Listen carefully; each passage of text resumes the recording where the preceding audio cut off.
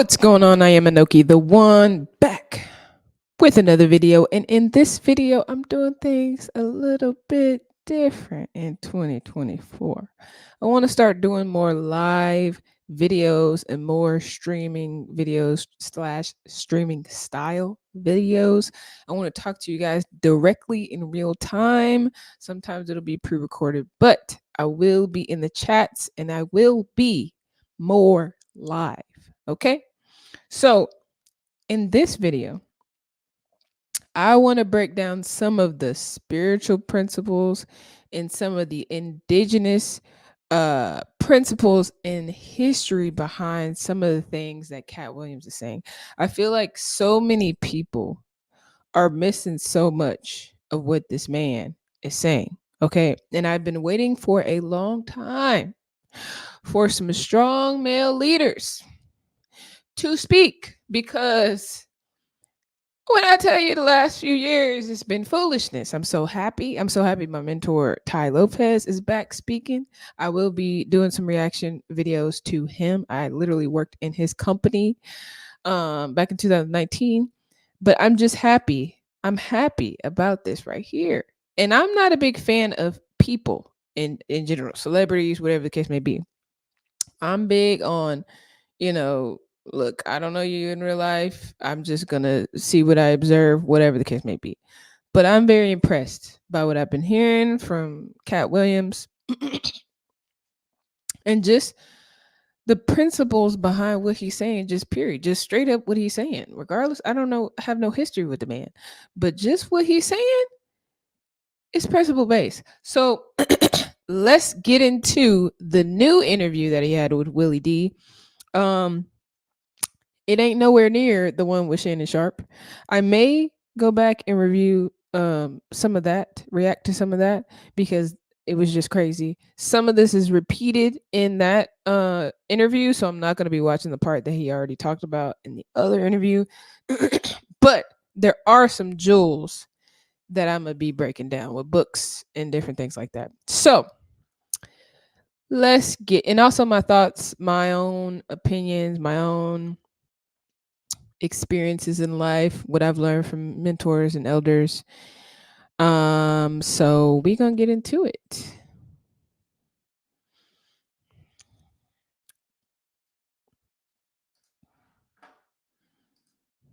Studio, Katt Williams. What's up, Thank King? you. How are you, sir? Oh man, one more hop, I'll be on top. How Prepare about for you? your hop. Doing great. I'm done with him. Doing great. Yeah, you're doing great, man. Cleveland, Ohio. Dayton, Ohio. Cincinnati, Ohio. When you, I mean, see, my bad. You were born in Cincinnati. Yep. And then you were raised in Dayton. And raised in Dayton, correct. Man, yeah. you know, we had a show in Dayton once, and it almost like provoked a full-blown riot. You know, in Dayton, they had these cops with these big old 10-gallon hats. They did. Big old white cornbread fed dudes. And they were telling us, y'all gonna either pay for all of this equipment that y'all destroyed on the stage. We destroyed, allegedly, we destroyed Tell the whole truth. Band equipment Tell the whole truth. that belonged to After 7 and Troop. Oh my. We were on the same ticket as After 7 and Troop. We destroyed their equipment. Allegedly. And they told us, y'all gonna pay for this stuff or y'all going to jail. And so we basically just did the show for free because we gave all that money back. But Dayton that's will forever be like embedded in my memory. Dayton, Ohio, for that reason. But I'm sorry that you had a bad memory. Well, what do you? I mean, what are some good memories that you have from Dayton? Part of what you remember is a part of Dayton. So Dayton was one of the rare cities in America that was legitimately half black and half white. So there was power on both ends. I came from a very powerful family in Dayton just because of our sheer numbers. So there were 13 on my father's side and 7 on my mother's side. So I had like 100 first cousins in one city. Like we just had a large family, and it was a great place for Black people, and it was a great place for white people. It's just that you really couldn't be legitimately racist because your neighbors were of another color, if that makes sense. What's So, the power dynamic? Was it mostly white people running it or Black people? well, that's the dynamic of America at that particular time. One of my uncles was the chief of police. Another was the head pastor in town, and you know, had some cocaine dealing uncles as well. So we were really rooted in the city, but it was a city of money. So we had Cooper tires, we had Dayton tires, we had IBM, we had NCR, we had Wright Patterson Air Force Base, we had University of Dayton. These are all places where you can make six figures even at that time.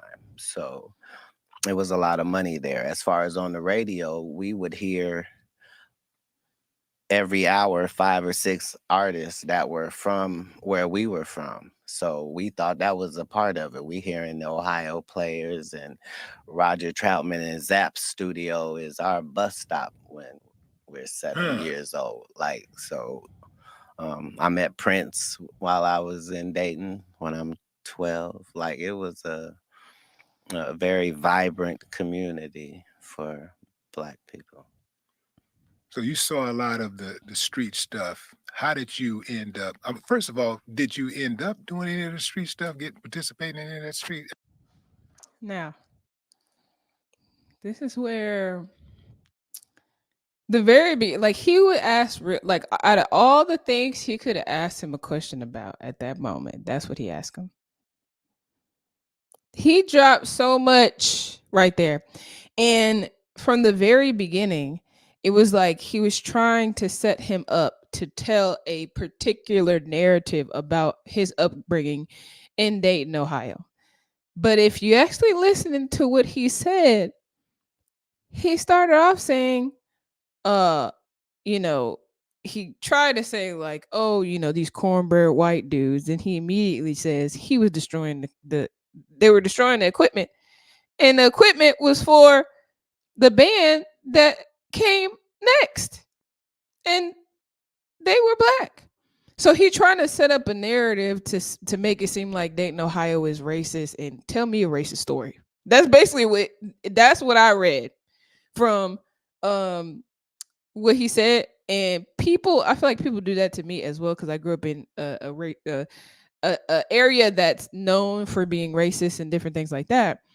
And it's like that whole first clip, when it comes to Willie D, it just seemed like he's trying to pull out some kind of racist story or some kind of story that fits into the Black man narrative. That's what it sounded like to me. Even after he articulated that, it was half Black, half white, and you couldn't really be too racist because your neighbor was a different race. That's what my grandpa told me, and he was born in 1930 in Mississippi. He's breaking down how and then he asked him in the middle of that, so what was the power dynamic? Was it mostly white people? Did they have control? Well, that's the power dynamic of America, but I had a family member that was the head of the police chief. That's king energy. That's what I've been waiting on. Okay, that's the kind of energy that I was raised by. This is why these people, they be thinking I hate men, or I'm so mad, I'm this, that, the third, when I break down this weak energy that I be getting from these men. Okay, and I'm so happy right now that we got an example of how you answer those questions, how you deal with these, how you program your mind. He said, we were powerful just because we had all these numbers. We had this in Dayton, Ohio. We had this in Dayton, Ohio. We had that and that and that. And we had powerful people on the radio. We were seeing celebrities walking down the street, right? You could make six figures at that time, right? Power. We're not victims over here. You're not going to get me to be to tell a victim story. Okay, it's not happening. That's what I like. I like that. I like that. Okay.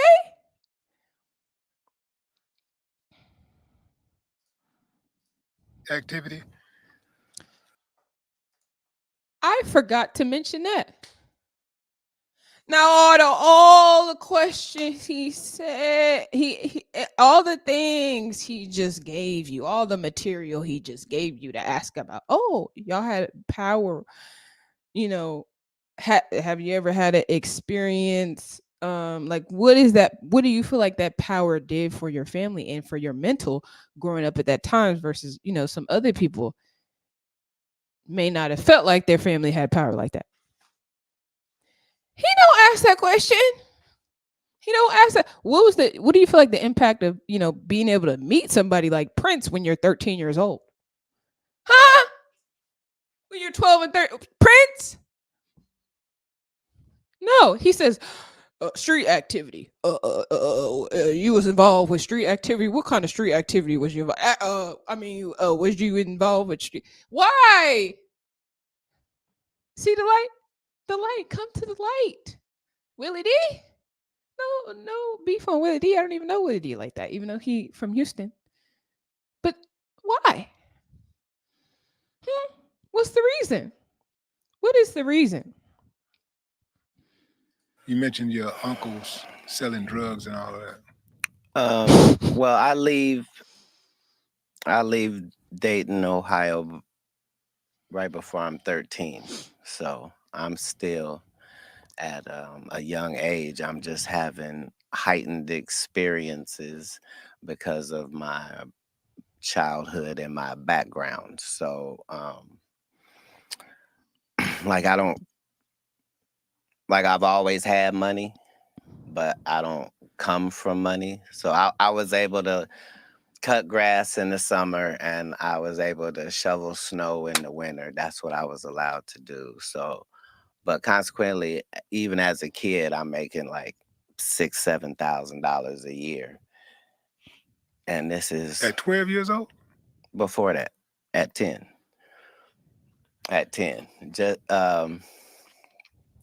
Just because that's what I was allowed to do. And I'm a hustler by nature. Like if I get a hold of a lick, I want to see how many times it flips, not if it flips. You know what I mean? So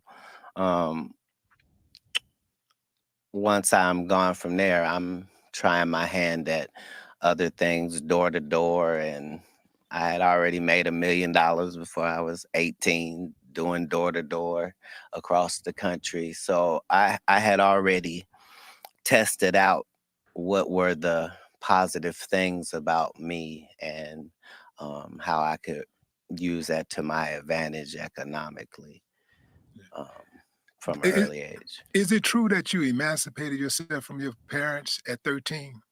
Now, before he goes into this, there's going to be people that do not believe Katt Williams made $1 million by the time he was 18. They're not going to believe he was making $6,000-$7,000 at 10 years old.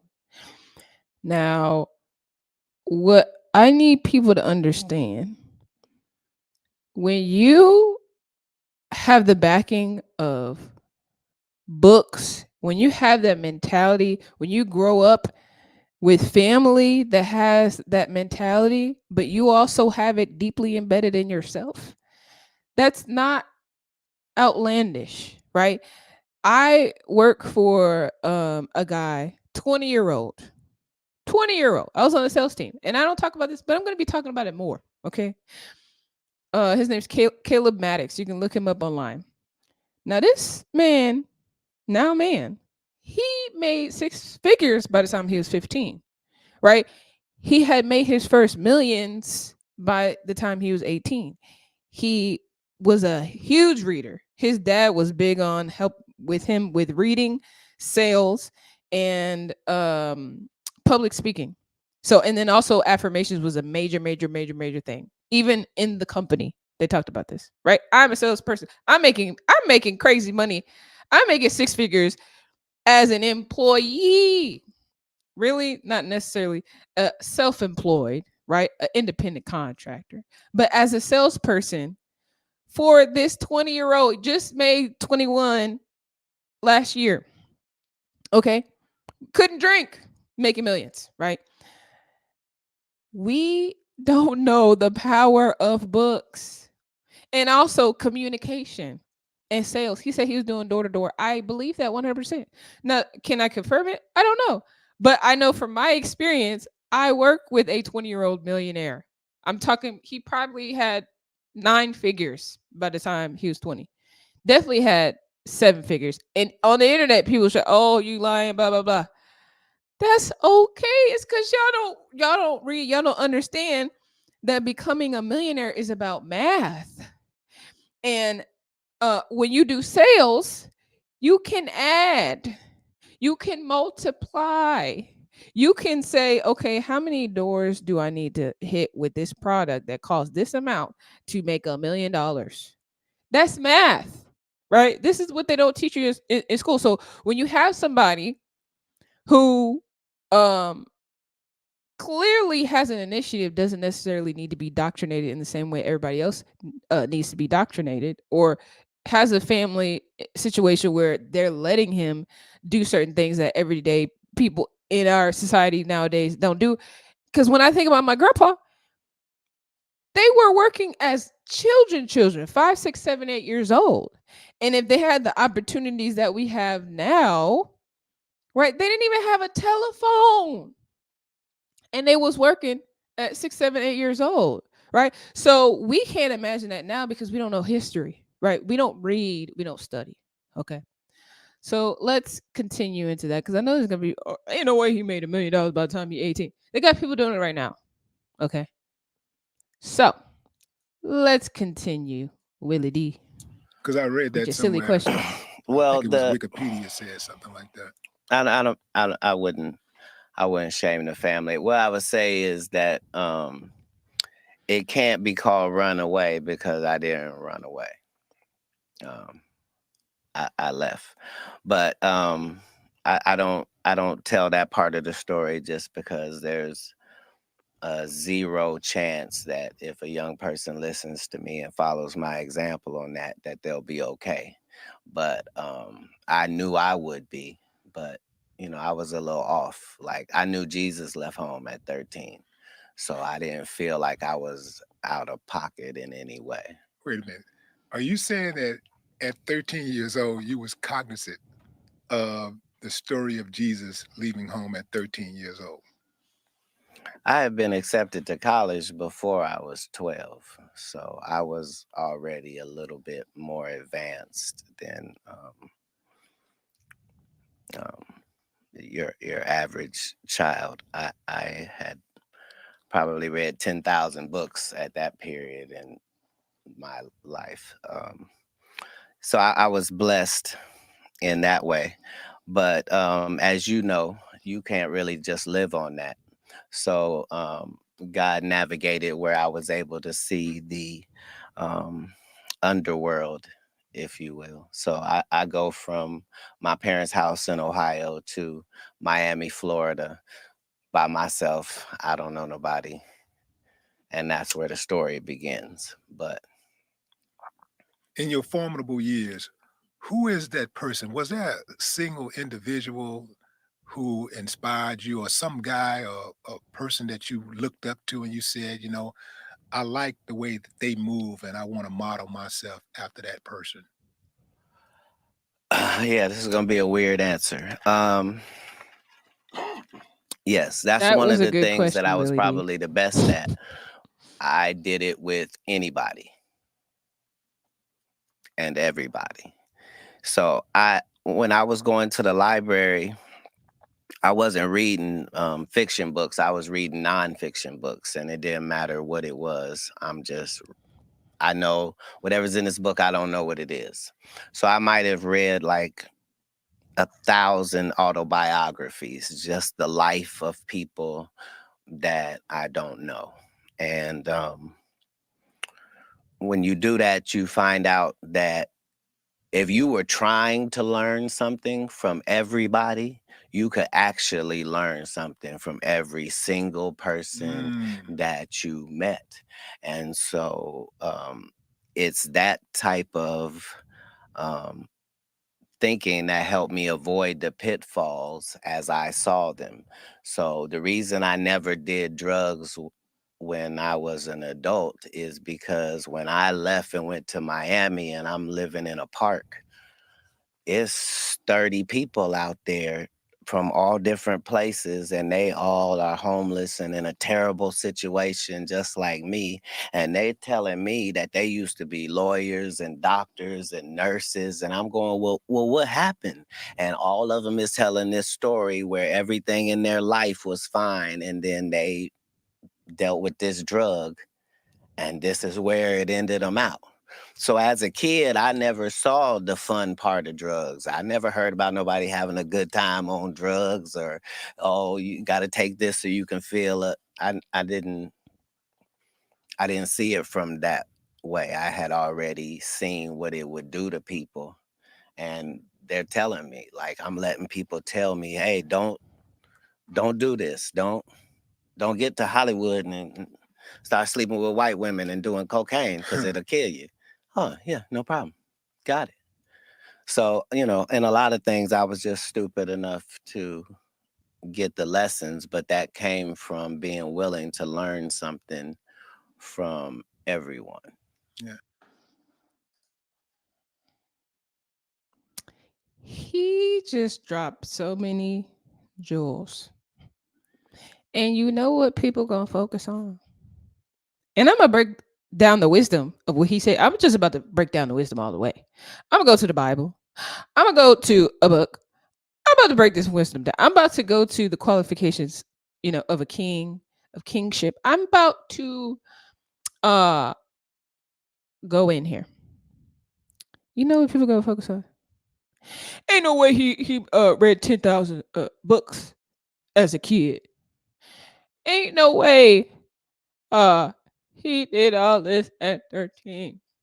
Now, just because you didn't do it, you couldn't do it, doesn't mean he can't do it. Okay. But with all that, all the wisdom that you miss by focusing on foolishness. Now, what people who read do and can do and are capable of, this is why it's so important. He keeps going back to, I was reading X amount of X amount of X amount.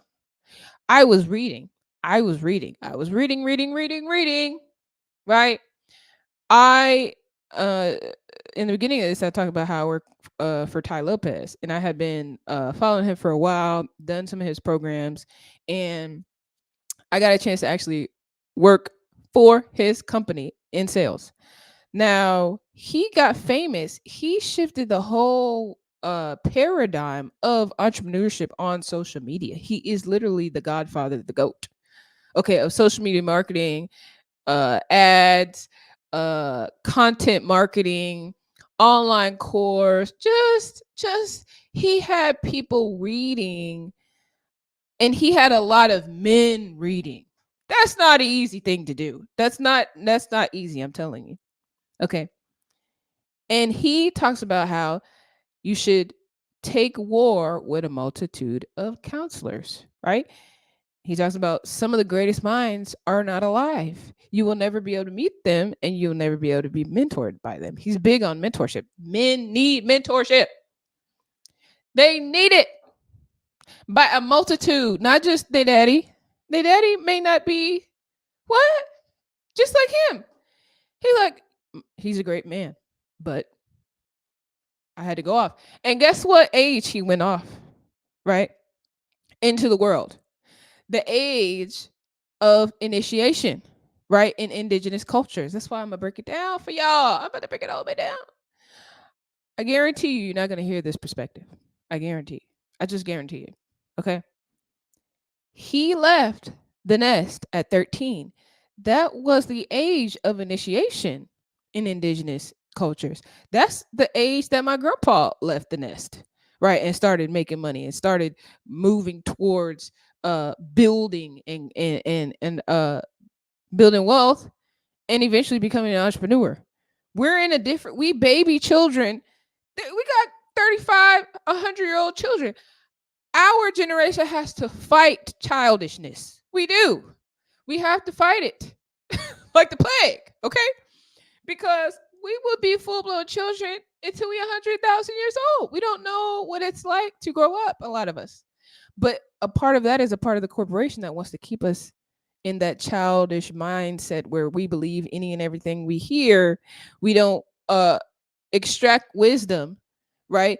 Even if you can say to somebody, oh, they're lying about this, is there any wisdom in anything that he's saying?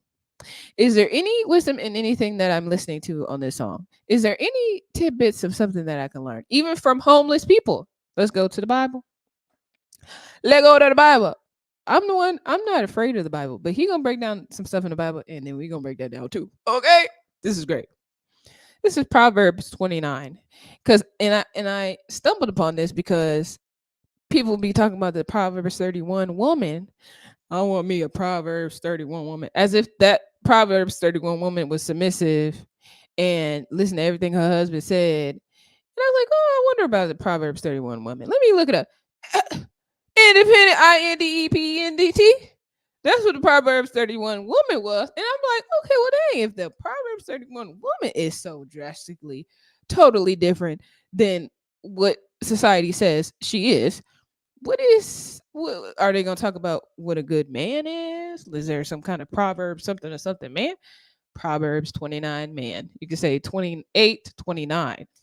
There's a reason why they don't talk about this. Okay, now this is Proverbs. Oh, let me see where I could share this with y'all. Let me go in here because I'm learning something new. I'm learning something new here. Okay, I'm learning some new things around here. Let's see. Boom. Boom. Proverbs 29 man. Okay. Let's look into it. Let's get into it. Now, it says, he that being often reproved hardened his neck shall suddenly be destroyed, and that without remedy. I'm not going to lie to you and tell you that I know what this means. I have no idea. But the second line, it says, when the righteous are in authority, the people rejoice. But when the wicked beareth rule, the people mourn. Okay, it says, whose loveth wisdom, whoso loveth wisdom. I swear if I had a list, I would never try to read the Bible. Joyceth his father. But he that keepeth company with harlots spendeth his substance. Okay. The king by judgment established the land, but he that receiveth gifts overthroweth it. The way I perceive that is the king who becomes king based on the judgment of God, based on the judgment of the people, they establish the land. But when they start trying to do different things so they can get gifts and praise, that's when you're gonna get overthrown. Okay. And let's go here. This is where I really wanted to touch on. The righteous considereth the cause of the poor. This is wisdom. How often do you hear men talk about, I interviewed the poor. I was with the poor. I was homeless. You hear some of them say I was homeless, but do you hear them talk about I was homeless and I got guidance from the people so I could figure out how to not ever be homeless anymore, right? I tried to learn from any and everybody. The righteous considereth the cause of the poor, but the wicked regardeth not to know it. The wicked, right, will talk crazy to the poor, will act, and this is what's interesting because a lot of hip hop, a lot of our culture is constantly shaming the poor, constantly shaming the poor, constantly shaming people who aren't even poor. But if you don't have the latest clothes on, you're going to be perceived as poor, and they're going to shame you. They're not going They go try to drag you. What are those? If you don't have the nicest shoes on, they go drag you. According to the Bible, that is wicked. That's wicked. We don't see that as wicked. We see that that's a part of our culture. That's Black culture. This man is breaking down how he is considering and he is talking to different people at 13 and 14 years old because he is being initiated by his ancestors. And that's what a lot of us are going to have to do. Some of us have had that experience, right? For one reason or another. And we're guided to initiation by a multitude of counselors. Okay, a multitude of different people who have the wisdom. Doesn't matter if they're homeless, if they're in an old folks' home. They could even be it could even be a child, right? It could be a prostitute. It could be a stripper. It could be anybody. Could have some wisdom to say, this is my story. This is how I got here. This is why I'm here. Instead of just shaming people and not wanting to consider it, right? It says, if a wise man contendeth with a foolish man, whether he rage or laugh, there is no rest, right? If you sit up here with a foolish man, you're wasting your time, right? So that's that. Now let's go into initiation because this is the part that I really liked about this right here. This is from let me switch this back up. One of my favorite books of all time, The Spirit of Intimacy. Ancient African teachings in the ways of relationships, all right? It says initiation, gaining knowledge. Gaining knowledge. The initiation process is all about gaining knowledge. And of course, the corporations have taken that time. And what are the children doing now? What are the teenagers doing now? Anyway, in our village, children learn about intimacy and ritual from birth onward. As they mature, it becomes crucial that they develop a profound understanding of these matters. At initiation, elders guide the young deeper into intimacy, sexuality, and ritual so that they know what is awaiting them. Now, he said it in a funny way. He said, avoid drugs and white women that have you running down the street like your boy. But they're breaking down just in general sexuality and the power of it.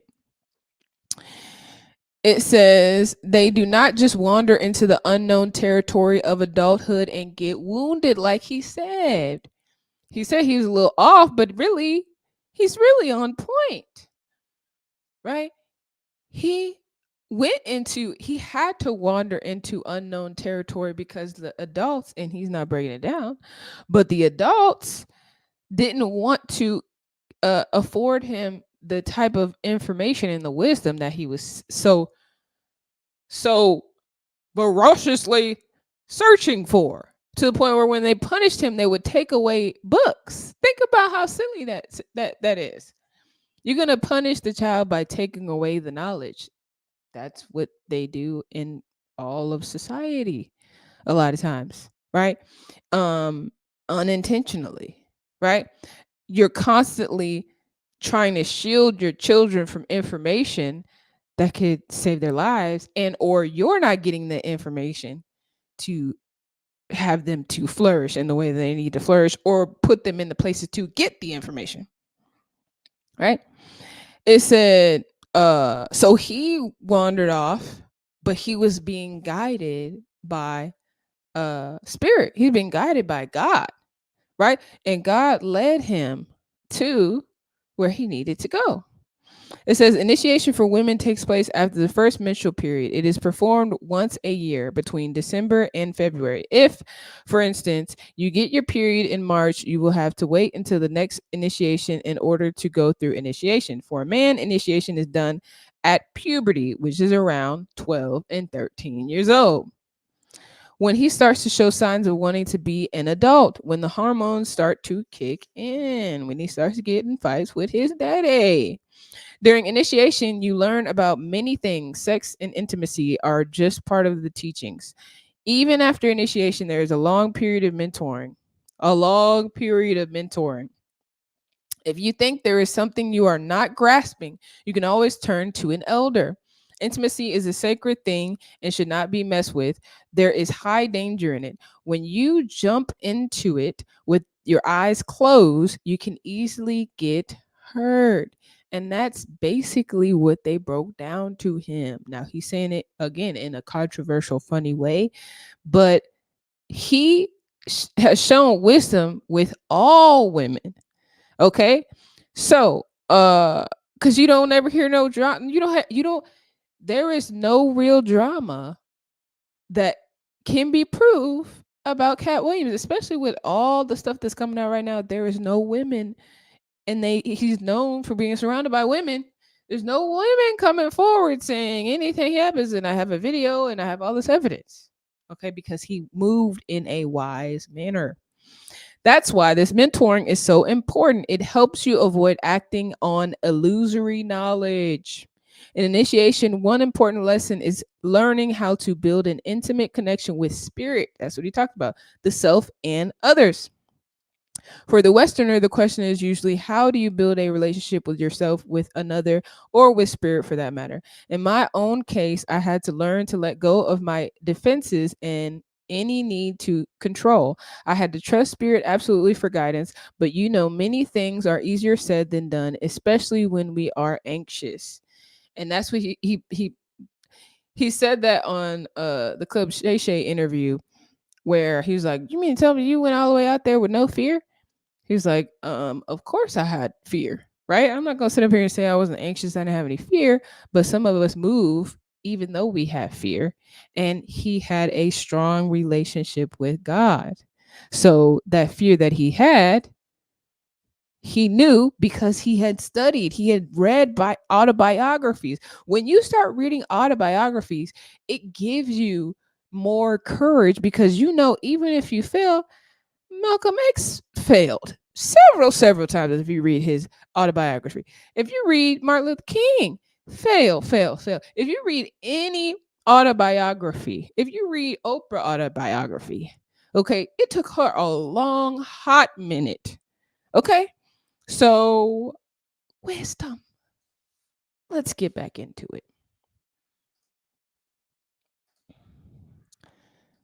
Let's go ahead and get back into that real quick because he dropping the jewels. I need y'all to catch every jewel he dropping. I need y'all to catch every single jewel that my boy is dropping. Let's get into it. Yeah. How long were you out on the streets? Well, it sounds so harsh when you say on the streets. Just understand that I'm in slacks and a shirt and a tie every day, and I'm eating at a 5-star restaurant because I done worked this deal with the restaurant where I come in at 5 in the morning and I come and do the floors and clean up everything the bus people didn't do, knock out the old dishes. I do all of that, but I get to eat there for free. So I come later and have a 5-star lunch as a 12-year-old because I'm already smoking cigarettes, but I got a mustache, so I don't look out of place. And then I go and I do my 8 hours in the library to take the place of what schooling would have been. So 2 hours were spent collecting radios from people's cars at the marina, which I like funded how she me said to collecting. at least have $700 or $800 a week in my pocket. So that was the situation for, I'll say, 12 months. He said collecting radios. My boy was straight stealing.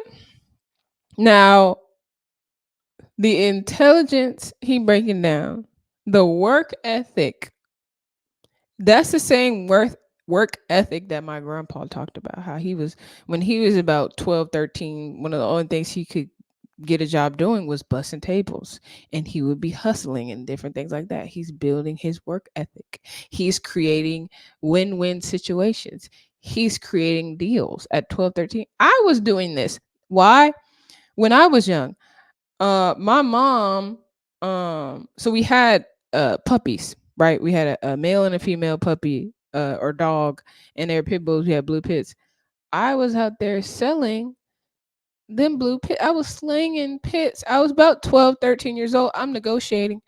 I'm arguing with my mom. Like, we can get $800, $900 for the puppy. She's trying to get $400 for the puppy. I'm like, nah, we gonna do 800. And if I can get 800 for these puppies, I want a little extra commission because I was getting 50% commission. This is why I, to this day, am good at sales.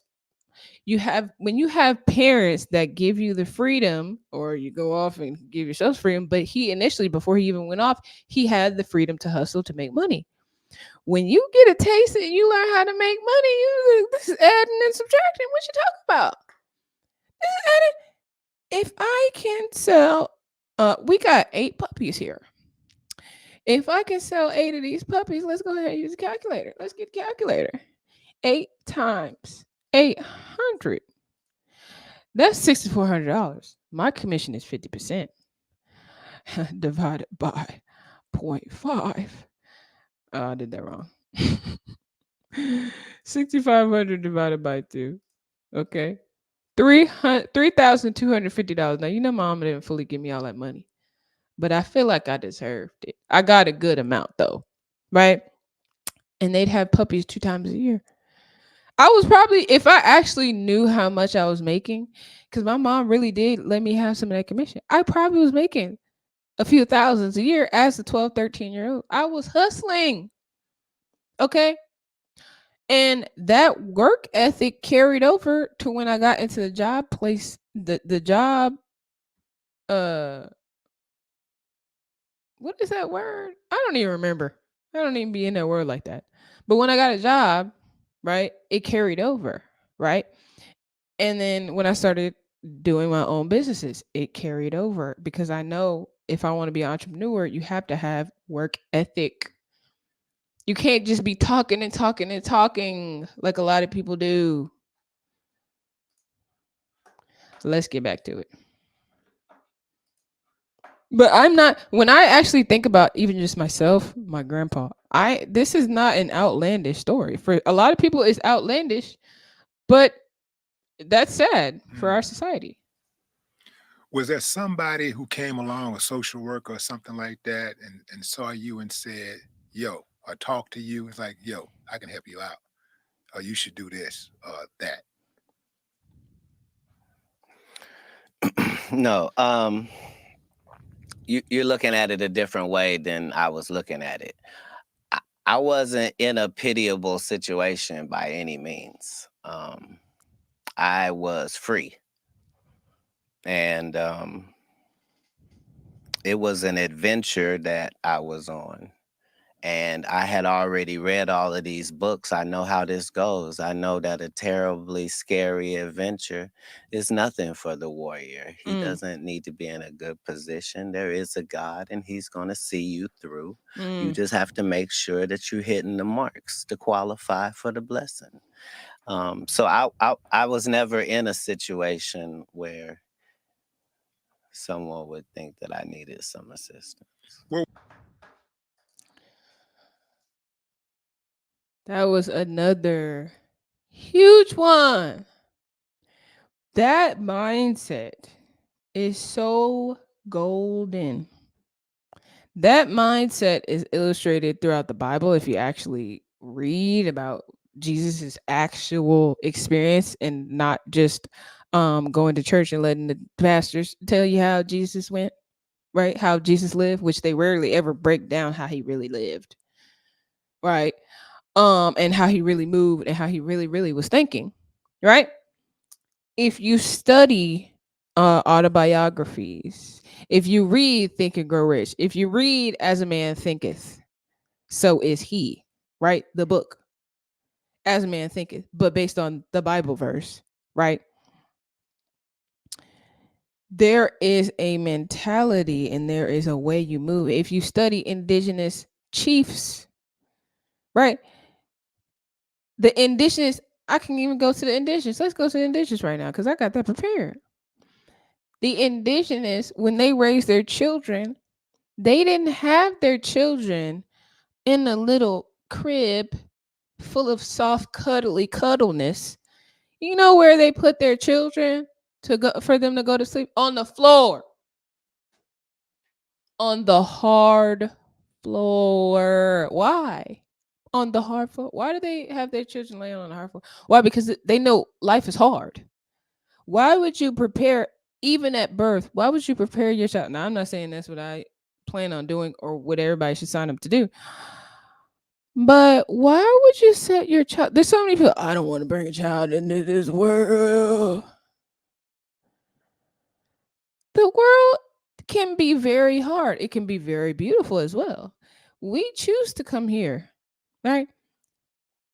But we all know that there is hard times. Why would you prepare your child from the very beginning to expect a soft life? That's why I don't believe in this soft life bullshit when they talk about women, right? And especially, I mean, men are calling it a soft life, but that's what a lot of them want. They want pillows. They want comfort. They want to be under a woman cuddling all day. Okay, I mean, hey, it's not natural. It's just not natural. It's not even natural for women to be sitting around cuddling all day in softness. Right? And then we wonder why there's so many different crazy diseases, mental health, all this. We are built for challenges. We're built to go on a journey, on an adventure. Why do you think people hike, climb, do sports? It's because it makes you feel alive. The challenges. Don't run from the challenges, people. Love this. I love it. I absolutely love it. Where were you sleeping at? In the park that I told you about, across the street from the library in Coconut Grove. Like on the ground, on the bench? No, they had a mattress out there. I had money, so people would get you stuff. You don't know what to ask. Why didn't you just take your money and go get a crib? You don't know what to say. At 13? Yeah. It never crossed my mind. I didn't know that that's possible. Never crossed my mind. Because I really do. I know it's young, but I do know people who are very young. If somebody is young enough to get out go out. He don't know no people. Just say I'm leaving home. He don't. Yeah. A lot of times, and if they got money, they're savvy enough to. It's not get that I have to money. Pay them. I'm making some money. I don't have money. I'm making some money. Enough to get by. Well, I'm saying I don't have a long list of needs on the daily. I need to eat well. I need to drink well. And where are you keeping your money? Like in your pocket? I am. Yeah. I am. Anybody ever try to rob you?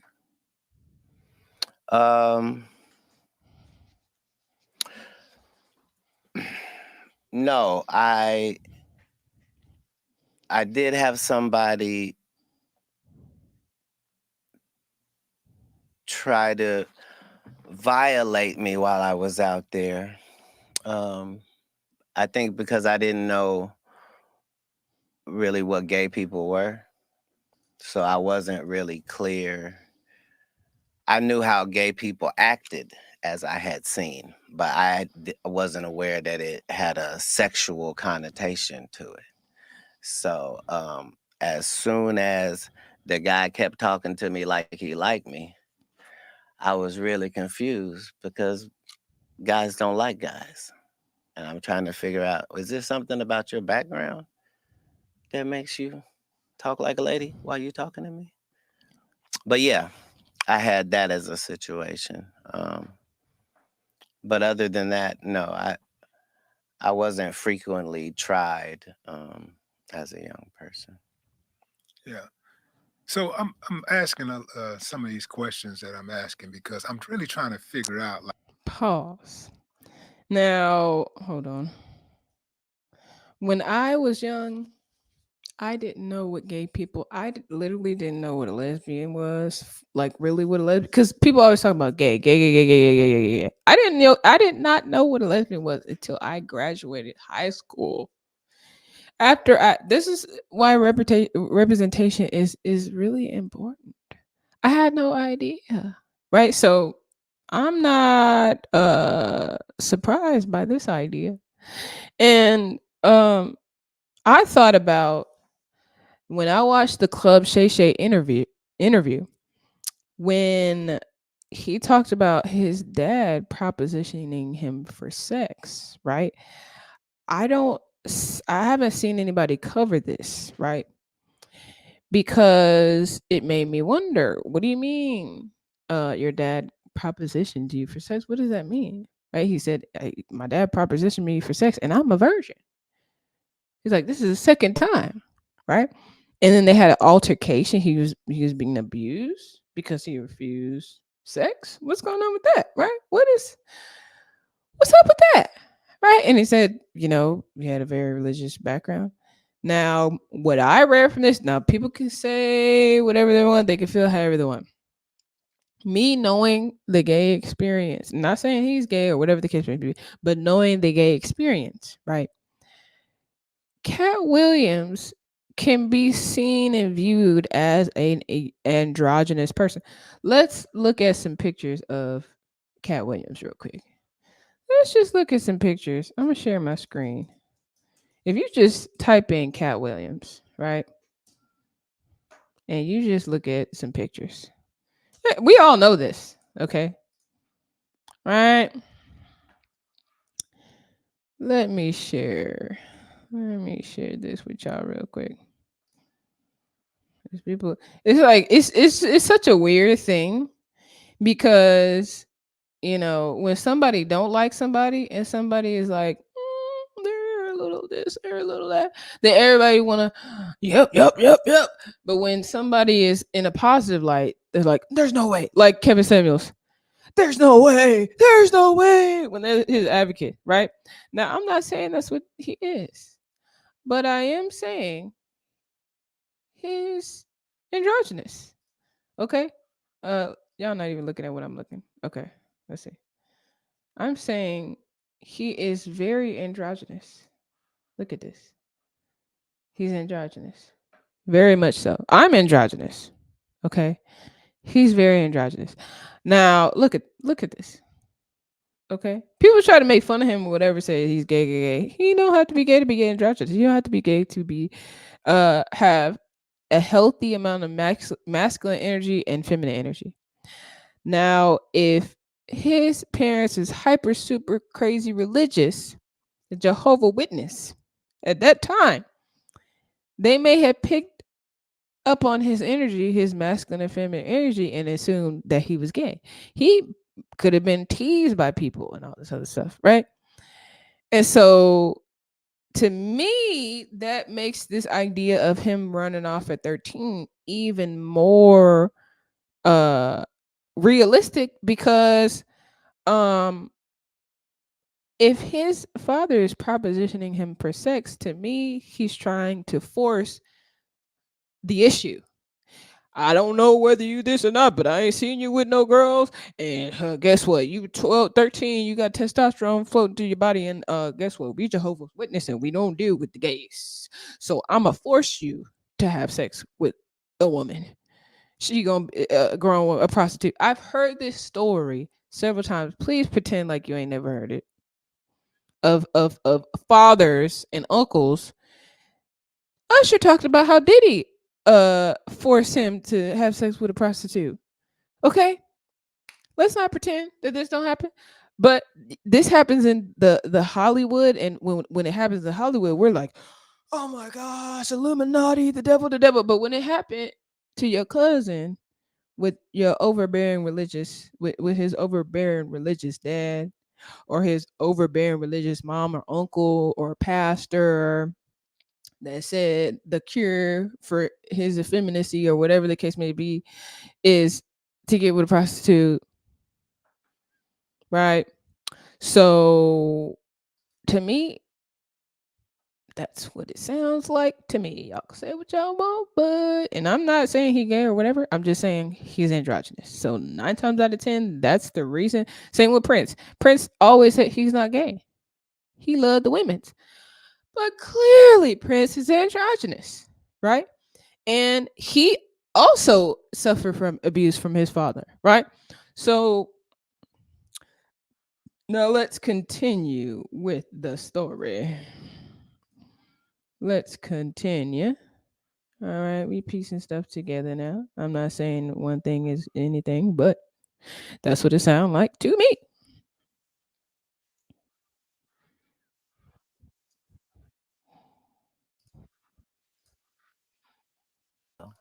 And where are you keeping your money? Like in your pocket? I am.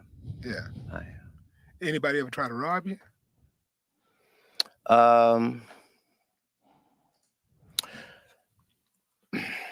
No,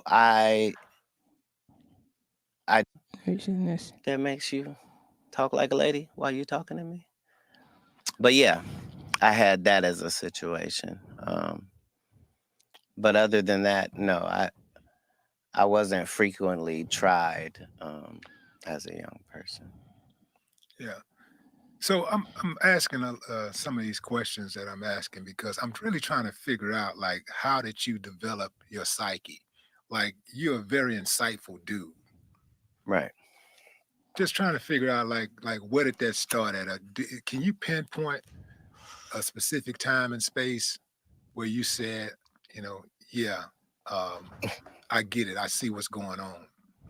Yeah, yeah. I probably like 5 years old. Hmm. Um,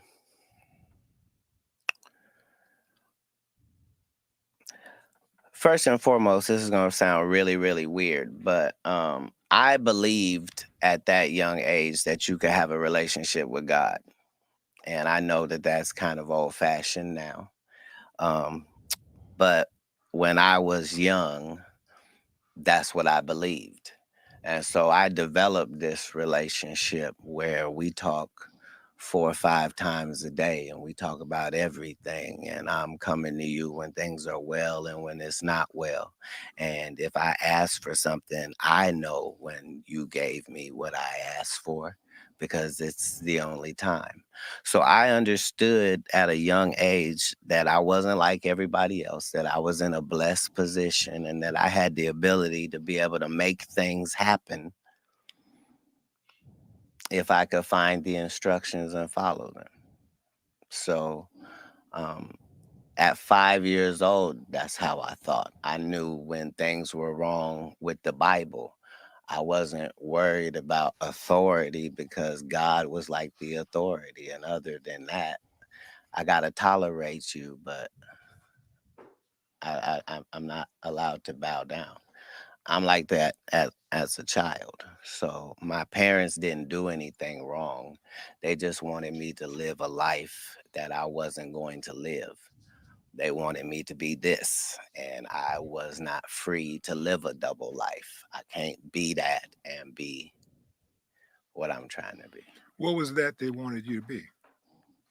Um, a part of their religion. Hmm. They were Was very that Christian? devout in religion. Christian. Hmm. Now, this perfectly goes into what I just was breaking down. And I'm going to break it down even further in this book called Crossovers. Okay. Now, to break down crossovers a little bit, because it touches into what I just said, right? And I broke this down on my review of the trailer for, and it's coming out this Thursday. I'm probably going to go see it. It's coming out tomorrow. Well, whenever I put this out on, I mean, Thursday, whatever. Now, I'm trying to, the Gospel of Clarence. The Gospel of Clarence. I saw that review right after I watched this video. I mean, read this book from top to bottom. This book is super thick. I've been talking about this book nonstop for the past few months. Everywhere I go, I've been talking about this book. Now, this book is not necessarily just about gay people. It's about crossovers. And what is a crossover? A crossover is someone who had a female soul. This you have to understand past lives. Now, the Bible used to talk about past lives until they snatched some stuff out. This book talks and that's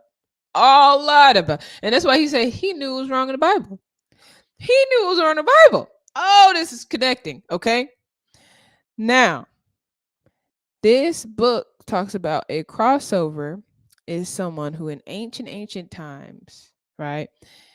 They had a female soul and You can believe this, don't believe it, but it lines up. The timeline, everything lines up, right? It talks about how they started with these when men started to take over. At the time before patriarchy, there was matriarchy. And before I read this book, I was not talking about neither at all. I was so tired of the word patriarchy. I'm still tired of the word patriarchy. I wish I could use another word, but it's just the word that y'all understand, right? Before there's patriarchy, there's matriarchy. And really, in the time that the Bible was written, there was a battle between patriarchy and matriarchy, and the original Christians were on the matriarchal side, which you don't know. And the Romans who were in the book of Clarence, which y'all need to go watch that movie. Now, they want you to think it's the devil. The church folk want you to think it's the devil, but it's in alignment with some of the stuff he's saying and what I'm about to break down. The Romans, they show the Romans, right? In the beginning of Christianity, guess who took Jesus out? The Romans. Guess who took out Jesus? The Romans. Hello, what? And now they're the ones running the whole church theology, and they're changing things in the Bible. What's going on with that, right? So it talks about all that. There's so much, but basically, in the beginning of patriarchal systems, they were treating women so badly in a particular kingdom, the Hittite kingdom. They talk about the Hittite kingdom in the Bible because it was those times. The priests would, because they were taking over the women's roles. The women were the priestesses. Women were the people connected to spirit. This is why there's so many women that still to this day are the main ones participating in church and spiritual practices, mediumship, psychic abilities, church, religion. They're the main ones, right? But they're not the head. That's weird, huh? Now, in the past, that was the roles were reversed, right? They understood women had the negative charge to channel spirit realm. This is what it says. It says, okay, let me go back into this part. It says women have been more psychically gifted than men because the negative charge of women's souls blend more easily with our energy. In this book, there is an angel speaking through a pastor based on the mediumship that they spoke about having in the Bible, that Jesus had, that Joseph had, that Moses had, that all the prophets in the Bible had that ability. And what he's speaking about, right, when he speaks about, he knew at 5 years old, he's having a conversation with God. That's mediumship. That's mediumship. TD Jakes is a medium. Okay. I got to make a whole video about him. Okay. And there's a lot of people that are playing him and all this other stuff. But guess what?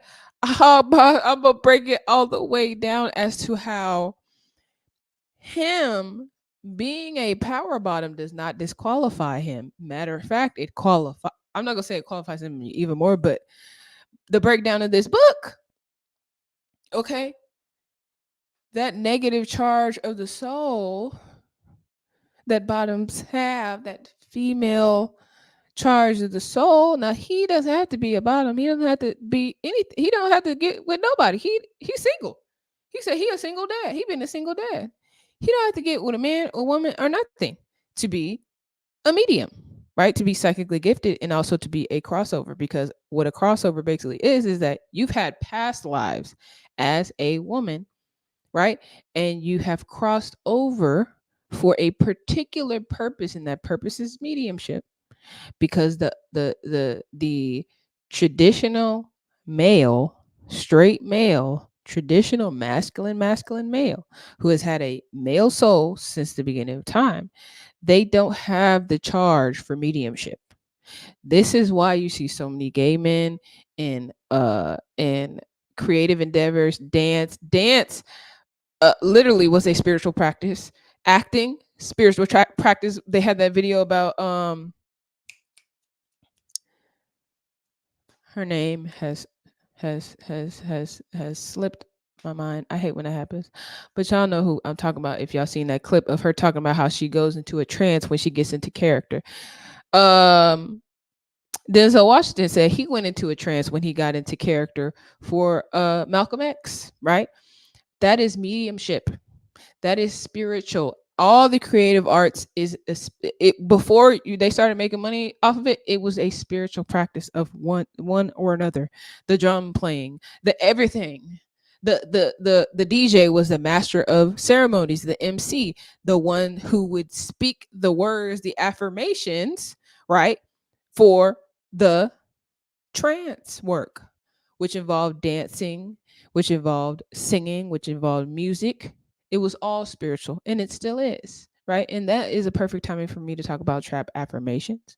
You can go to trapaffirmations.com because for me, learning all this knowledge, right, when it comes to the music industry, but also the ancient history, the indigenous history of what music is, what it can do. People are just starting to talk about frequencies and different things like that. And I've been doing music production, songwriting, and hip hop, just rapping, singing since I was 10, 11, 12 years old. So some of the stuff he's saying, I was producing beats when I was 12 and 13 years old. I was rapping, writing my own songs 12, 13 years old, right? And I had the opportunity to go the entertainment route and barely dipped my pinky toe in that bad boy, and I realized no. No, that's not the route I'm going. I don't know what route I'm going. So that's why when I tell you I relate to what he's talking about so heavy, and I don't want to talk too much about myself, but that had me to develop a way of creating music where it was affirmations. But it wasn't just affirmations where I'm just speaking it, I'm just saying it, I have some buzzing sound that's annoying me. Okay. I took the same energy that I put into regular hip hop and R&B. I am very meticulous about every single word because I know how powerful it manifests for me as the creator of that music. You wonder why, so many of these rappers who talk about shoot 'em up, kill 'em ended up shot up and killed. It's a powerful tool for manifestation. Okay, when I tell you powerful, I have stories, but I don't want to go too much into it. But basically, I created 10 different songs for health, wealth, happiness, love, that are affirmations tuned to 432 hertz or 528 hertz, right? So you can go to trapaffirmation.com to get that and see more of what that's about. But let me continue into this. Now, the crossovers, female soul, right, come back in a male body. Why? Because they would destroy women so terribly. They were treating women so badly because they understood their power. And he gonna break down some jewels later. Okay. They understood their mediumship powers, and they didn't want them speaking against the Bible. What is he talking about? I knew what was going wrong in the Bible. Why? Mediumship. He was channeling God. He didn't need to be in church. He didn't need the pastor to tell him what's right and what's wrong. God was talking to him. That is, it says, you may be excited, my brother. However, many of your religious leaders will begin ranting and raving that our images are the work of the devil, right? And they're going to try to smother the communication, right? It talks about the highest realm of the spirit world is known as the Godhead. This does not mean there is an old man with a long gray beard sitting on a golden bejeweled throne, ready to judge the world. Ascended masters who have total knowingness inhabit the Godhead. These entities have evolved to the point where they no longer need to reincarnate into a physical body. They have learned all that there was to learn from the physical world. These ascended masters have become the champions or leaders of the world of spirit. They have tried to make themselves known through angels and different types of phenomena, but still rejected by religions who teach recycled ignorance. Now, do you understand that as a medium, as a prophet, right? As a prophet, he had to study and really, really understand the world, right? It says, we understand that a woman's chemistry or charge of her soul made her an excellent medium. Okay. It says, we deliberately planned that certain women who had served as mediums in many lifetimes on Earth would return to Earth. However, this time they would cross over and reincarnate into male bodies. Right? It says, therefore, when you reincarnate into a different body, you retain the skills but not the details of your past lives. A great deal of your character and physical traits of your previous body may come through in your new body. It says, these souls were not alone on their mission. What is he talking about? At 5 years old, he was talking to God.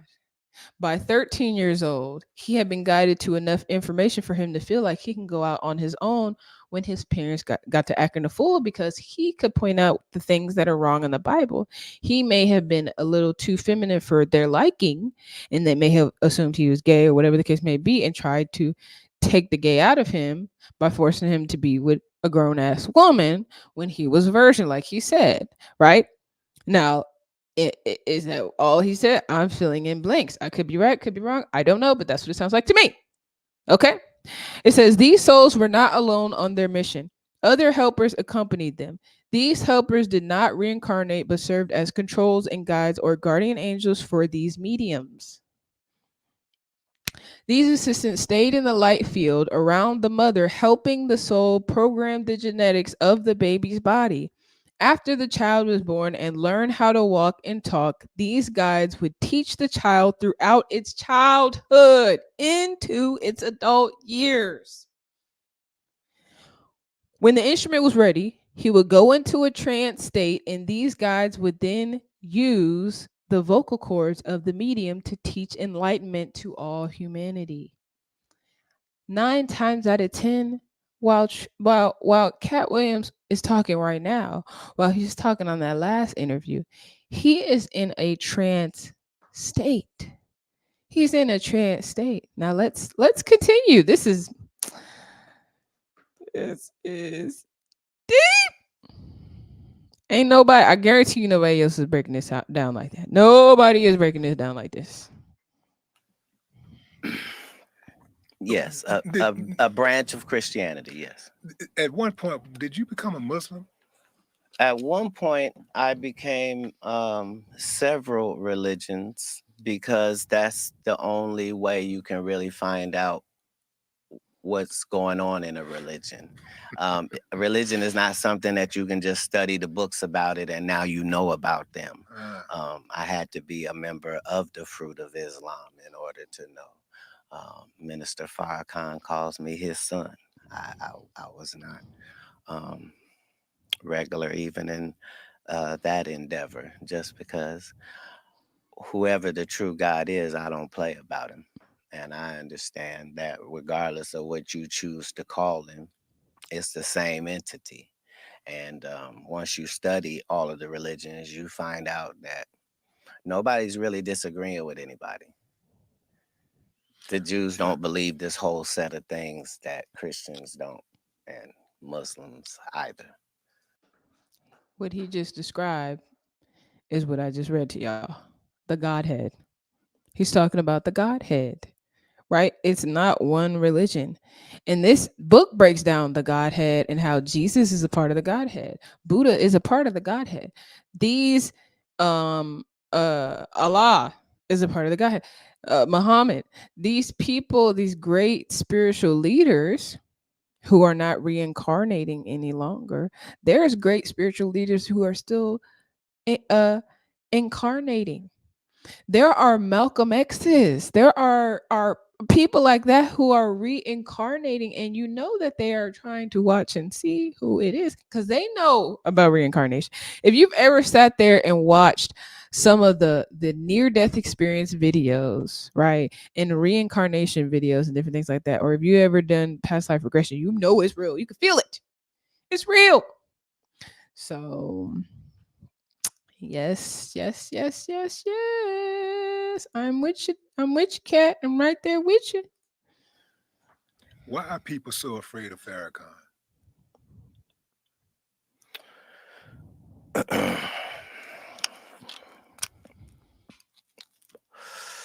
Well,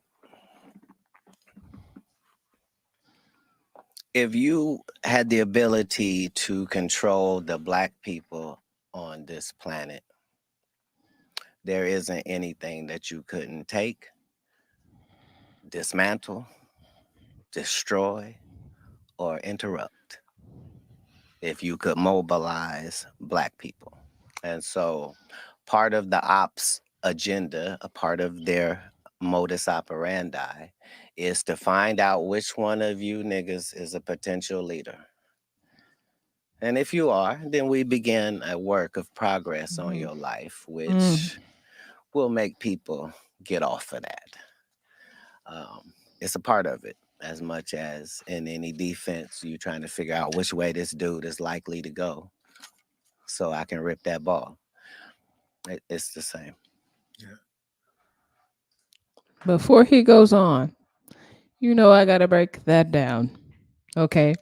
Because that applies to black people in general, and it heavily applies to women, heavily applies to gay people. Why is there so much smoke for gay people? Have you ever just thought about that? Why is there so much attention, so much smoke? Where there's smoke, there's fire. Why is there so much judgment for every single thing women do? Since ancient time, where there's smoke, there's fire. It says theologians understood that many women had the gifts of the Spirit. Jerome inserted the law prohibiting women for speaking in church in order to protect the luxurious lifestyle of the pastors.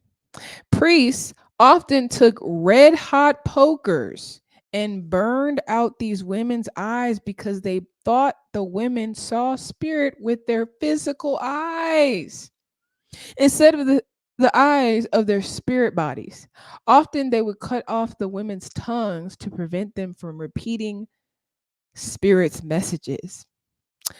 With them witch trials and all this other thing, they're never ever going to break down the real reason why they was doing these things to women, why they was torturing women in the way that they were. But the angels will break some stuff down. Okay. And he broke down exactly who did it. That's what's so cold about this book. Jerome is a specific figure in history who specifically changed things about the Bible. I love how clear and direct it is. It says, next Jerome inserted that the homosexuality was an abomination to the Lord. That idea was never within the Bible's text before. Furthermore, Jerome wrote laws into the Bible that would now sanction the priests to slaughter the vile and sinful homosexuals. While having the public focus on homosexuality, the priests would automatically be killing all the powerful male mediums. Because the female soul in their male body not only made them homosexual in some cases, and I added in some cases because they said it in absolutes, but strong mediums as well. So you hear his story. That feminine charge in his soul makes him a strong medium at a very young age, where he's talking to spirit at 5 years old. My mom has told me stories of me talking to God at 5 years old. I remember talking to God at a very, very young age. I remember that. Okay. Now, it said they needed to use the Bible as an excuse to slaughter homosexuals, right? And it just really breaks it down. And this is, I'm going to let him speak more, and then I'm going to get to this other part that is, it's just crazy. And it's literally, he just breaking down everything that I didn't already been Farrakhan reading. is a polarizing individual. A lot of people Yes. really, I do believe, don't really understand him. I think that there are people who gets the message. This is what frightens them, is because they know, as you alluded to, they know what he's capable of doing.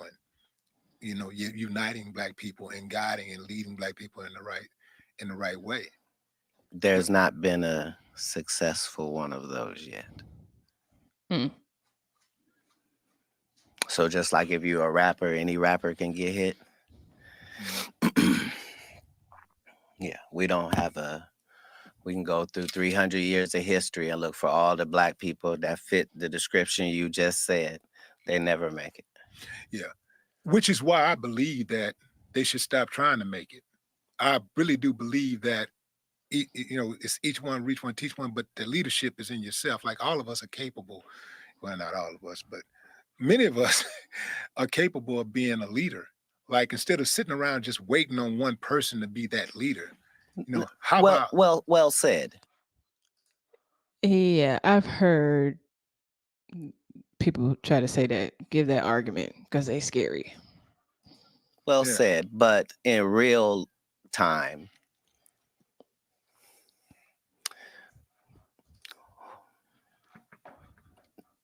being the leader of yourself gets you nothing. All right.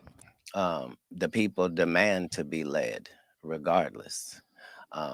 There's not 13 shepherds and all these sheep.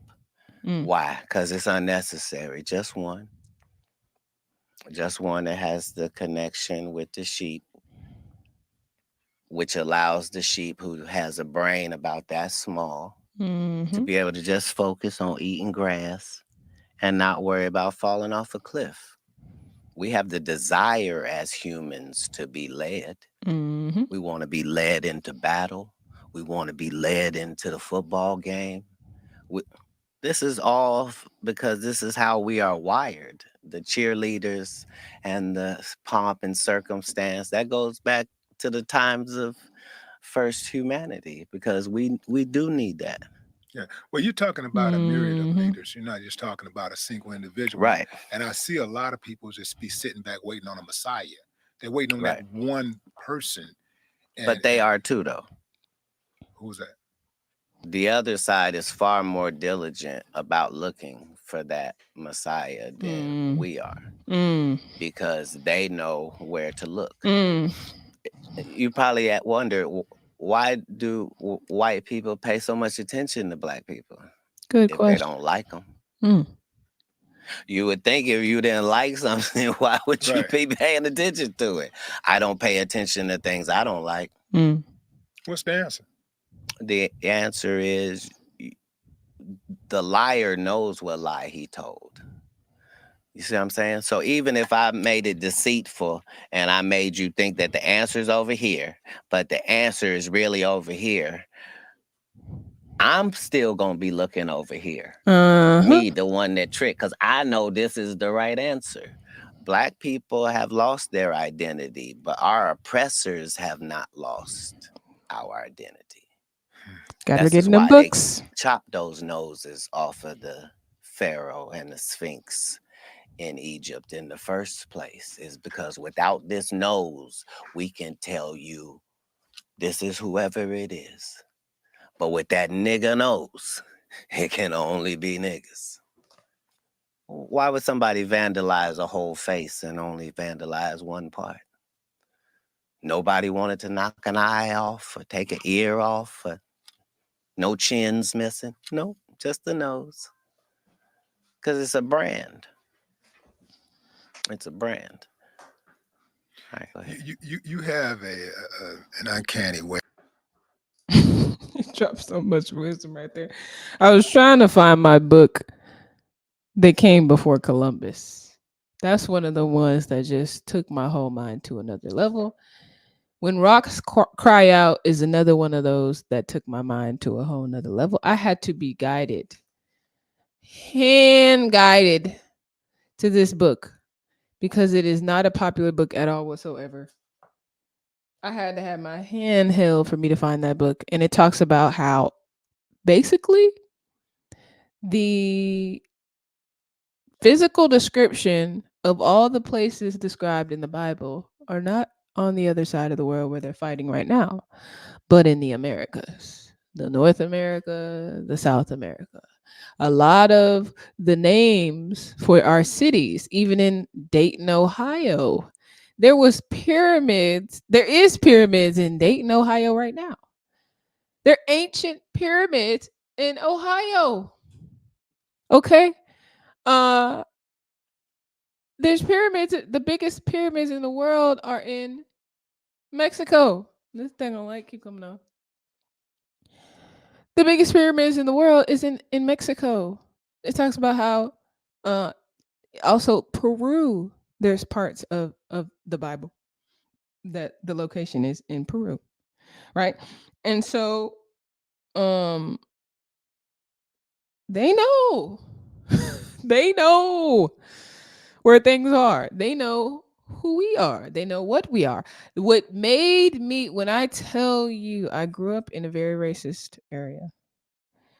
Um and I had to, like, it wasn't until my dad passed away, and I've told the story for a lot of times to the people who know, who've been on this channel.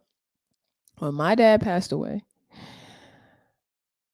he spoke to me, and this is why when it comes to like the trap affirmations and using music as a tool for elevation, for spiritual enlightenment and different things like that. When my dad passed away, that was in a time when I was writing a lot of lyrics. He spoke to me through the lyrics. It's called automatic writing. Had never heard of it before in my life, but supposedly that's how the Bible was written.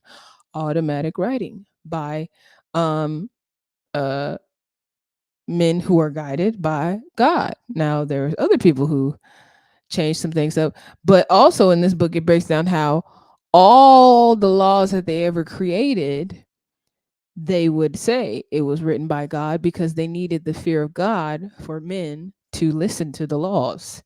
They needed it to be backed by the fear of God. So regardless of if they were enlightened or not, they would always say it was the law is written by God, right? Even in the government.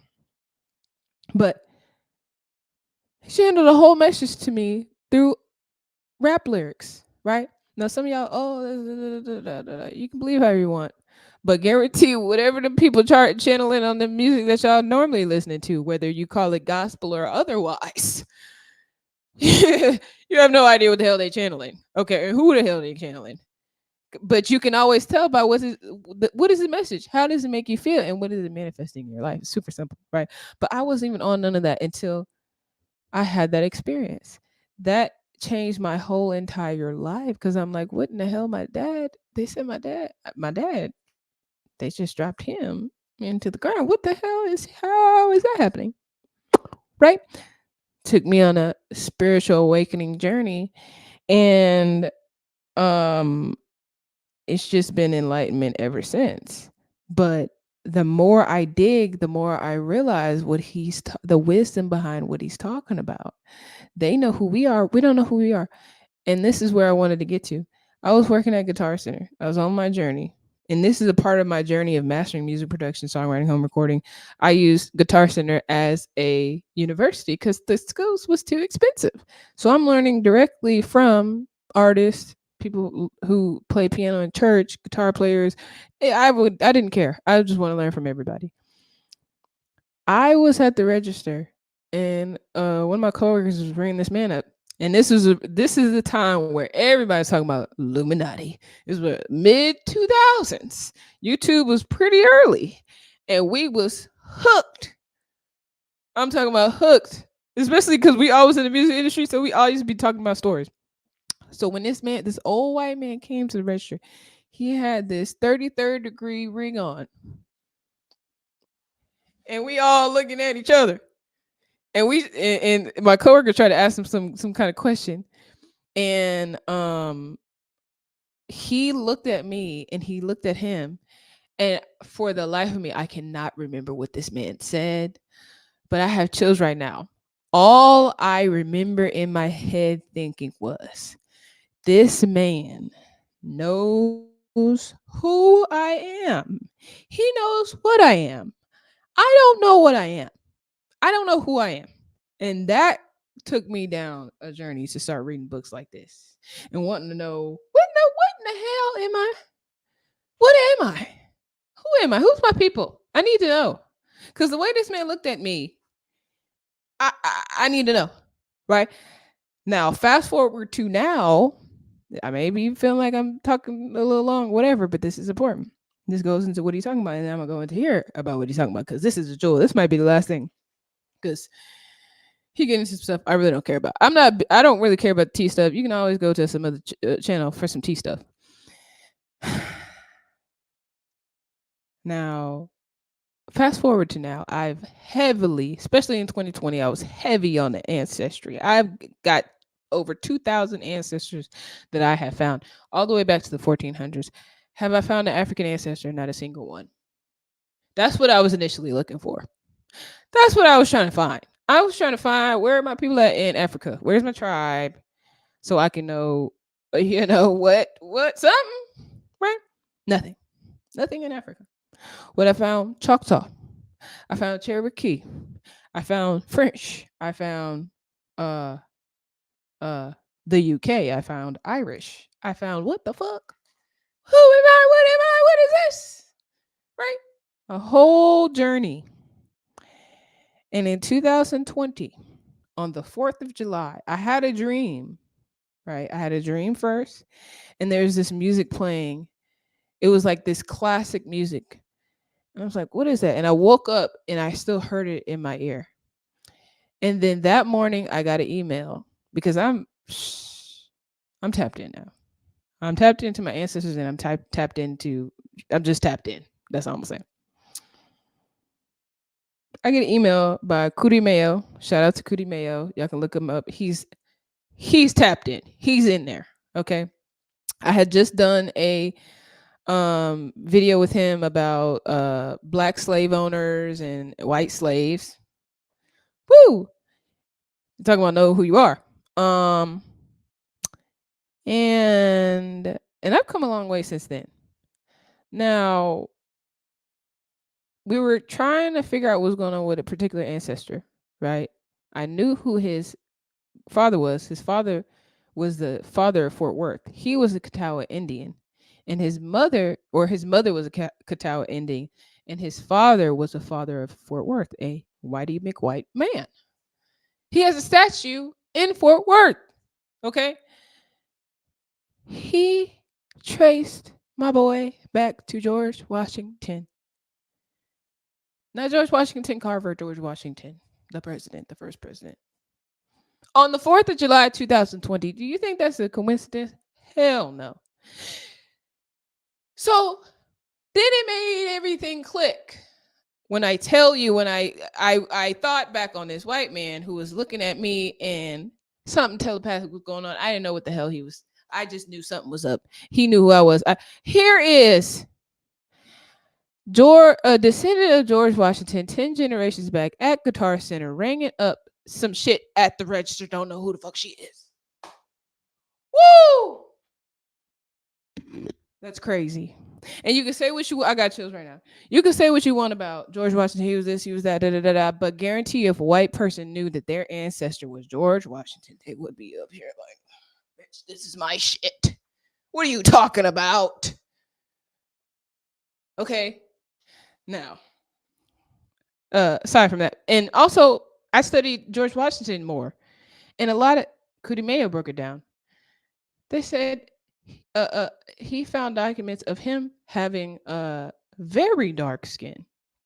Very dark skin. Can I confirm that? I don't know. That was 10 generations ago. That was how many hundreds? 500 years ago? I don't know. Right? They said he found a lot of his slaves were white from Europe and Ireland. Right? You look at that picture. There's a picture of him online. Let's go real quick. Cause I'm tapped in. I'm on a roll, right? Now, let's look up this picture. It's an infamous picture, and people try to always make assumptions about history. And of course, if people are attacking the country, they want the first president to be in the dirt, right? They want everybody to hate him, right? Even though there's a book about him starting entrepreneurship in America, which made America an entrepreneurial country. Right? Now, did he come up with that? Hell no. He was very close with the Choctaw. Guess what? My black ancestors, right? My other black ancestors, I mean, let Cootie Mayo tell it with his research, because he supposedly was a Huguenot, which is black Europeans, which a lot of y'all don't know nothing about, right? Choctaw. He learned a lot from Choctaw. Choctaw was one of the wealthiest nations in all of America. Okay, the Choctaw Nation. All right. Now, George Washington, let's say slaves, right? Because they want to assume that this picture is okay. Let's see this picture. This is the infamous picture that people show all the time, right? Because we don't know who we are, and guess what? They're constantly making slave movies every year, 2, 3, 4, 5 slave movies a year, right? Now let me share this with y'all real quick. And Cootie Mayo, go look up Cootie Mayo's presentation on this, because he breaks it down. He is very thorough, right, with his research. Now, you would assume that these people are the slaves, right? These are the slaves, and these are the foremen, right? Looks like a white man as well. These are the slaves. These are the foremen. Maybe that's his children. Too bad George Washington didn't have any children. He's my first cousin 10 generations back. He didn't have any children. And I'm his first cousin 10 generations back through his mother's side. Now people want to say, oh yeah, well that's because George Washington. There's so many different ways you could be related to somebody 10 generations back. You wouldn't know that unless you did genealogy. Now, more than likely, now we don't know anything. This is not even real. But a lot of the copper-colored indigenous people working for your boy George were indentured servants or hired help. Were always paid. They'll show you pictures of black people on farms. My grandmother told me that they used to go to cotton fields. My grandpa told me they used to go to cotton fields and get paid to pick cotton. And some of the people whose cotton field it was black owned. There's a lot of black farmers who owned land, like his grandfather, who would hire their grandkids to work the field and pay them. But if you took a picture of them while they were working the field, you would assume that there's some imaginary white man that's controlling that field, that owns that field. But you don't know that. Why when they say gentrification, it's always black land? What? How come they not gentrifying white people? How is that? Right? How does that go? Whenever the neighborhood changes, it's always gentrification. Like, they're always taking black people's land. Well, that should tell you we have the land. We own the land. Now, how does this relate to this book? It breaks down.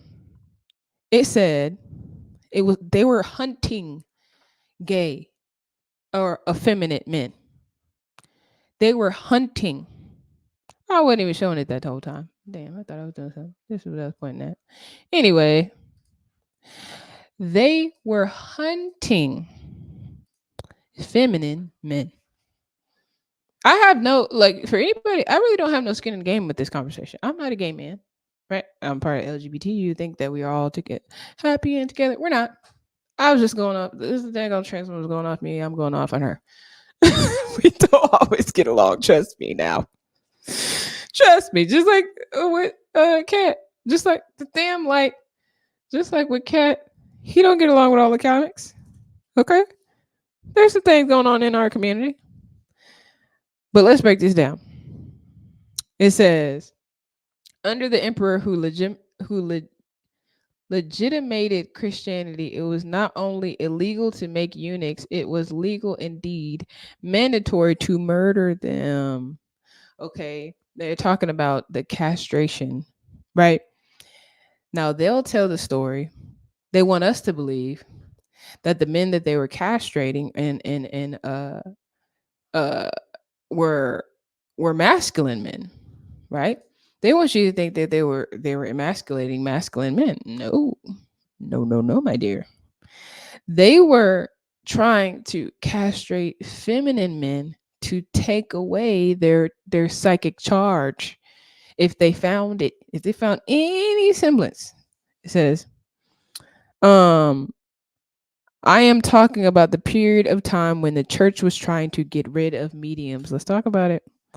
That is correct, my scribe. The church theologians knew about the Kadeshim of the goddess Civil, and I'll probably talk about that on another video, who were highly effeminate mediums. The church was trying to eliminate all the mediums they could find to silence them. Therefore, the church began watching boys. Till this day, that's what trips me out. This is 4,000 or 5,000 years ago. Till this day, they're still doing this. Then a certain bishop got the idea if they castrated these effeminate boys, they would eliminate a potential medium. They were trying to eliminate mediums. It didn't have nothing to do, oh, they too masculine. They don't want them to be masculine. Masculine is easy to control. Masculine is much easier to control. You don't have to do all that to control. They're easier to control in the mind, right? That's why there's a picture going around of a woman being whipped at the hands of two black men, right? Two black men holding the whips. They can manipulate black men and men in general with sex. They can manipulate them with privilege. All right. They can manipulate. It's much harder to manipulate a woman and a medium who can channel God's voice. It's much harder. They have to do a lot more work. It says, so the effeminate boys were castrated and made to sing in the church choir. When a boy is castrated before puberty, his voice freezes and will not deepen. Therefore, for the rest of his life, he can sing high soprano notes. Do you know they did this? It's called castrati.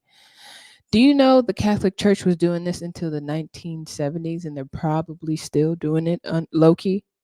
To the 1970s. I never knew about this until I read this book. It says the church started taking effeminate boys and castrated them for their voice. Later, it was discovered that these castrated boys were still extremely powerful mediums. So if the boy was compliant, he was taken to the Vatican and served as advisors to the Pope. And you wonder why there's so many gays in Hollywood. You wonder why there's so many gays in the church. This is ancient. Or men that seem feminine, a little feminine, metro. This is ancient. So they would bribe them. This is what you're talking. This is how you get the ditties.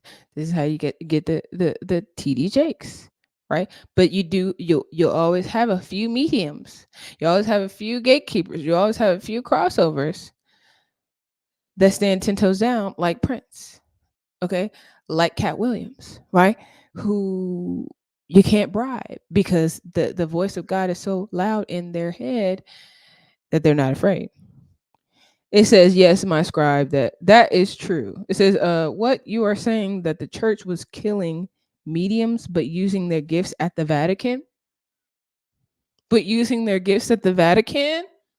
Because if you want to know, a little bit of the future, if you want to know what stocks to invest in, if you want to know what move to make in war, if you want to have the voice of spirit tell you what you want to know to make you some more money, to make you more abundant, use the mediums.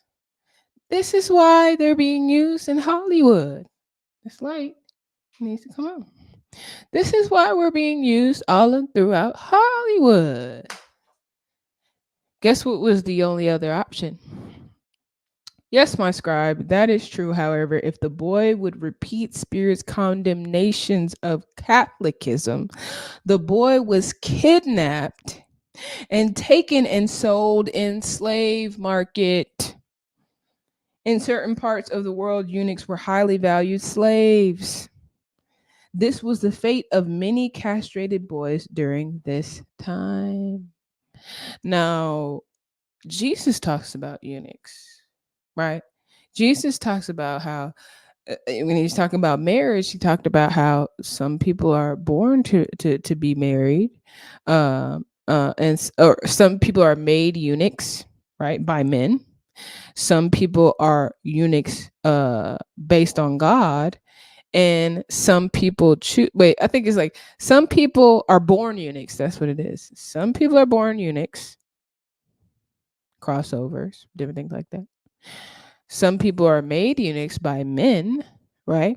Could be crossovers who transition, who are castrated, or who do transition surgeries.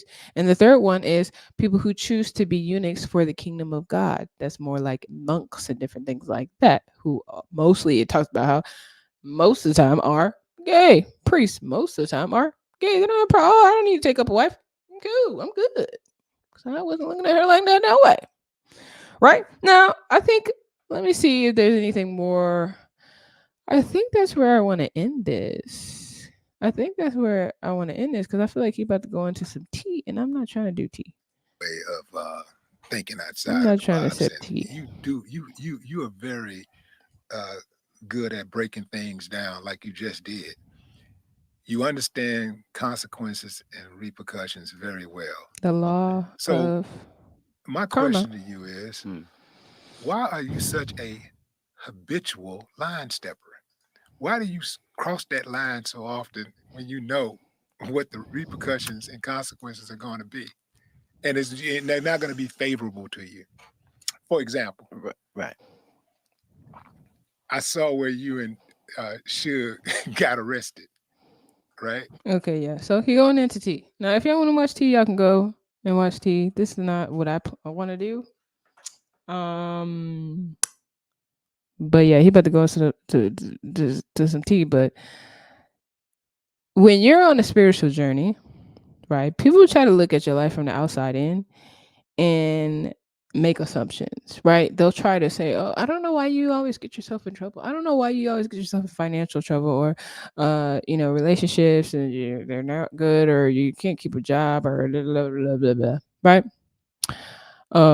In his case, I mean, he said he went to jail how many times? Damn, you looking at that from the outside in, but you don't know the entities that have been slayed and in what way and how and why, right? You don't know the ins and outs, and you may never know or understand the ins and outs. But as long as me and I understand with my relationship in this journey that I'm on, that's all that really matters. You'll see the result.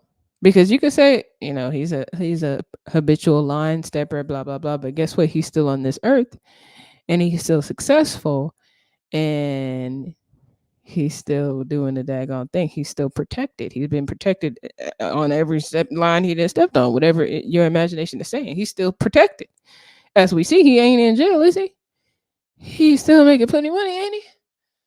And that doesn't necessarily mean, you're have a good character, whatever, but um you will see, you judge you judge a tree by the fruit that it bears, right? And that's all I got to say. Like, subscribe, comment, hit up chapaffirmations.com for a real solution, because literally affirmations at the end of this thick book that I talk about, it gives you a list. That was the solution, a list of affirmations, powerful affirmations. A lot of the spiritual books that I read, powerful affirmations. So I was able to take some of these affirmations and create my own affirmation, because it talks about that also in this book. Is, God called you to speak in your own way to God, not to just repeat the same things over and over again, right? Came up with my own affirmations in a swaggy way, in hip hop and R&B, and something that you want to actually listen to, that you can play on your way to work and get hype to, or dance to, and groove to, and manifest health, wealth, happiness, and love. People who have your back, assets. When I tell you, I have a song called Magnet. I am a magnet to these assets. That same year I recorded that, I got a piece of land and I got a tiny house shell to go on top of my land. And I already had my tour bus. So then I had assets on top of assets on top of assets in a year where the year before, huh? My bitch was broke. Huh? I had to speak life into my situation. And to be able to hit play and hear life automatically every time I get into the car because I got it on a playlist. Game changer. Trapaffirmations.com. I'll see y'all in the next video. I'm out.